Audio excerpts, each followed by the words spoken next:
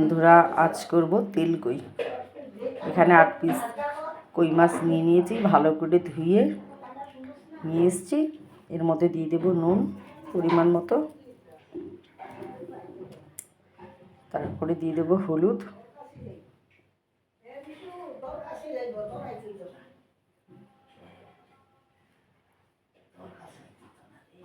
এবার নুন হলুদ ভালো করে মাখিয়ে নেব পুরো মাছ, সব মাছগুলোতে।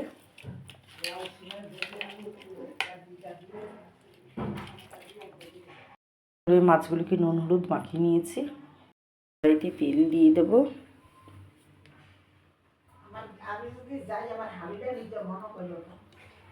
তেলটা একটু বেশি দিলাম। মাছগুলোকে এক এক করে ভেজে তুলে নেব। এই তেলেই কই তেল করব। মাছগুলোকে তেলে দিয়ে দেবো, ভেজে তুলে নেব। ভাজা হয়ে গেছে, এক এক করে তুলে নেব। করে মাছগুলোকে সব ভেজে তুলে নিলাম। কই মাছ ভাজা তেলের উপরে দিয়ে দেব কালো জিরে,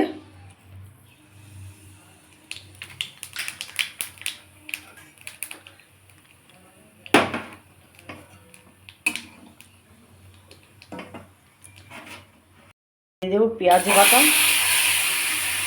বাটাটা একটু কষে এলে এক এক করে দিয়ে দেবো আদা বাটা।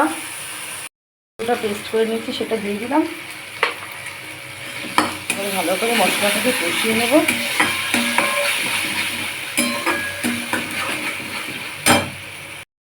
ভালো করে কষিয়ে নেব যতক্ষণ পর্যন্ত মশলাটা থেকে তেল ছাড়ছে। দিয়ে দেবো একটু হলুদ গুঁড়ো,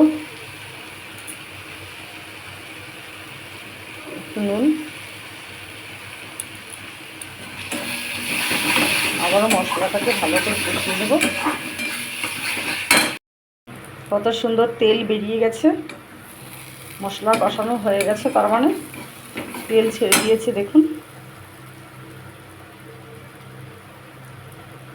এর মধ্যে জল দিয়ে দেবো।